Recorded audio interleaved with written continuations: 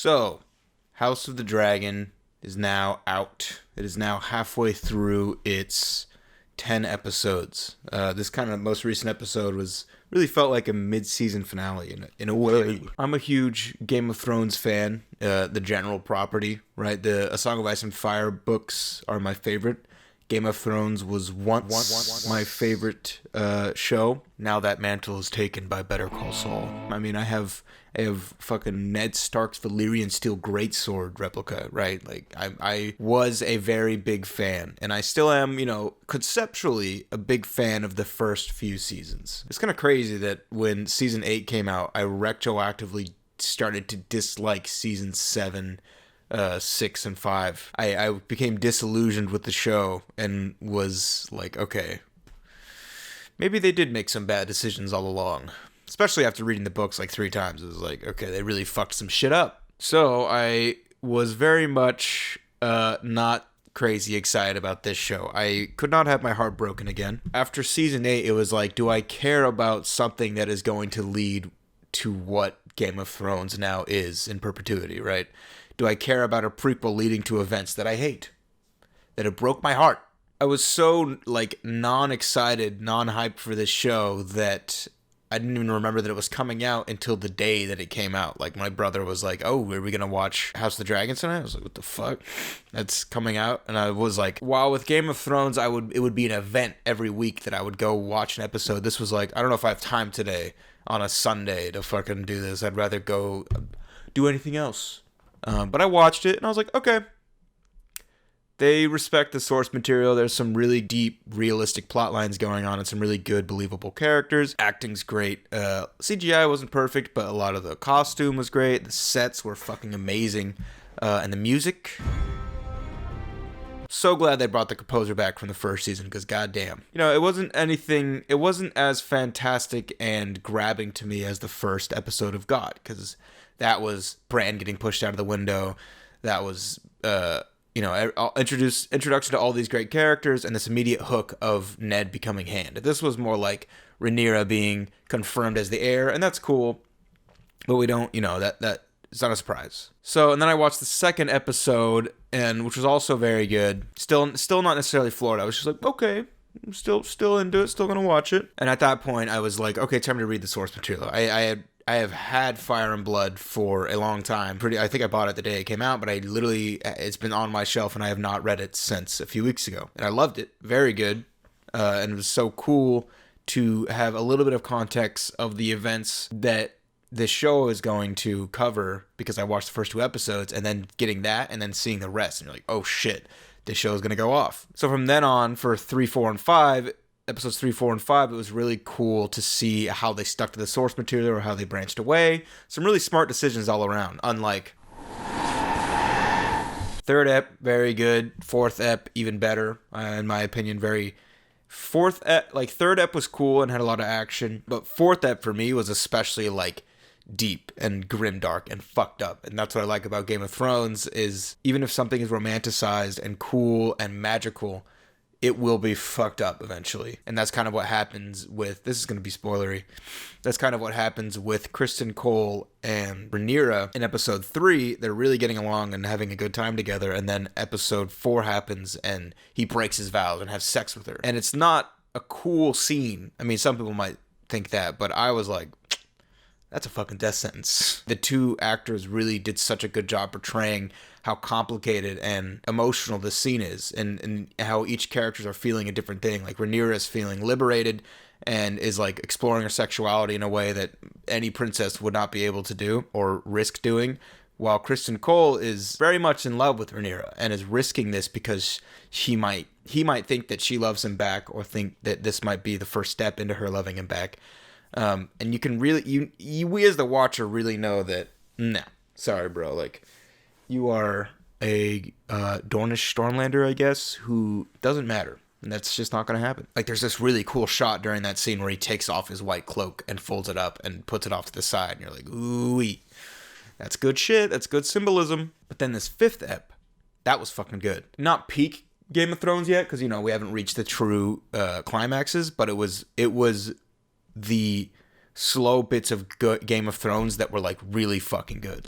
every single scene having amazing dialogue, complex characters like with differing motivations who are just so morally gray that you can't choose whose team to be on. With the pacing that the show is going, where it's doing these fat time skips, it's so interesting to see the grudges and groundwork that's being laid right now. Viserys and Daemon and Rhaenyra and Alicent and Viserys. There's just so many, each character has so many branching relationships that are so complicated that it just keeps me, I am now hooked. I now cannot wait to see how things are resolved, even though I know. But, you know, this whole wedding was so, it was so much of the episode, but they managed to pack so much, so many statements into it, right? Like Alicent walking in with the green dress instead of the Targaryen colors.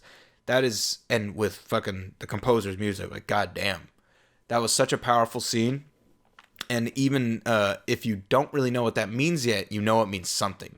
So with the musical cues and everybody like, what the fuck, like staring and shit, and then the Strong saying like, oh, that's the green for Hightowers mean they're marching to war, and it's like, okay, that's something, obviously. I love how much of a pushover Viserys is. Like, she walks in and interrupts his whole speech, and he's just like staring at her, and then anyway, he rocks. Paddy Constantine, I think is the actor's name.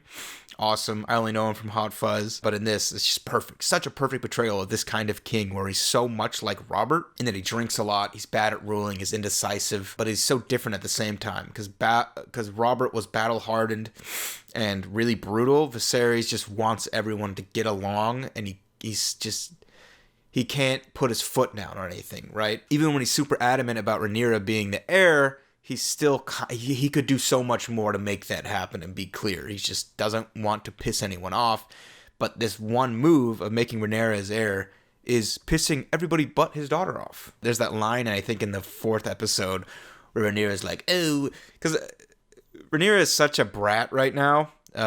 She's just the epitome of spoiled teenager in a lot of ways. And obviously it's justified a lot. She's, you know, inevitably going to be forced to marry some lord and pop out children. That's going to be her duty, and she's going to be fighting for this throne, which is hers by right, just because she's a woman. I get it. But she's still, you know, a relatively dumb teenager who fucks things up all the time. And I love when Viserys is at his breaking point and he's talking to her in that one scene, and she's like, oh, if you don't have time for me and your political headaches. And he's like, you are my fucking political headache. And it's like, yeah, that's true. She is causing all of the problems, whether that be on purpose or inadvertently. And I can't wait to see how, with the larger time skip, Rhaenyra comes into her own and smarts up as a politician, because Alicent was forced to do that by becoming queen so suddenly and so young. Rhaenyra, I think, we're going to see the overtime growth into becoming this super great politician, and I'm interested. One other thing that really has nothing to do with the characters or the themes or anything like that is the dragons. Dragons are obviously going to be very important to the show, and especially the appeal. And the dragons in this show kind of retroactively made me have a problem with the dragons in Game of Thrones. I didn't really think about how Drogon, Rhaegal, and Viserion all had pretty much the same model. Like, Drogon was bigger, but they all looked exactly the same except for coloring. But then in the first episode, we see Syrax, who's green and has this long, like, these long curving horns and a long head. Caraxes, who is like this worm with like back leg wings, and fucking, he's like squeaky, and it's like, that's cool. And I like that they make different noises too. And we get Sea Smoke, who looks a lot like Drogon, but he's like blue and smaller. We saw fucking Meleys, Rhaenys' dragon, has like cool spiked head that's like narrow. It's just cool. It's cool that they actually look different, and it gives them a lot more personality. I can't fucking wait to see Vhagar. That is who I'm waiting for. And I want to really reiterate how good the fucking soundtrack is. I even years later, even after Game of Thrones shat its diaper, I still hum the music, because like the Lannister theme, which is the Reigns of Castamere but instrumental, Stark theme, the White Walker theme, the main theme song, which is fantastic, Daenerys' theme, which comes back in this because it's our Targaryens. In fact, I really honestly love that they brought that back, the Game of Thrones theme song, for this, because I love it to death, and I always will. It's still my favorite theme song ever. But it also makes it really really makes it feel like it's relating to Game of Thrones, like it's still this whole universe, you know, and that this song kind of connects to both of them. And it also feels like a fuck you, we're replacing you to Game of Thrones. At least to me, it really feels like this is the new Game of Thrones. We're trying again with new people. Or should we say 2 less people, at least. And for me, it really does feel like a Game of Thrones replacement. And that feels good. I have to say, it really feels good to have this event in Westeros every week again. To be looking forward to it all the time and be really satisfied each time. I get to talk about it with my friends. It's fun. I'm really glad that it's good. Just please, for fuck's sake, keep it the fuck up. Please. I think midway season, for midway, even though it's hard to rate because we don't really know for sure where everything's going, and I think by the end, this could totally be different, even for midway. I'm going to go 8.5. That feels right. Not peak GOT yet, but... Or not peak GOT yet, but damn near close.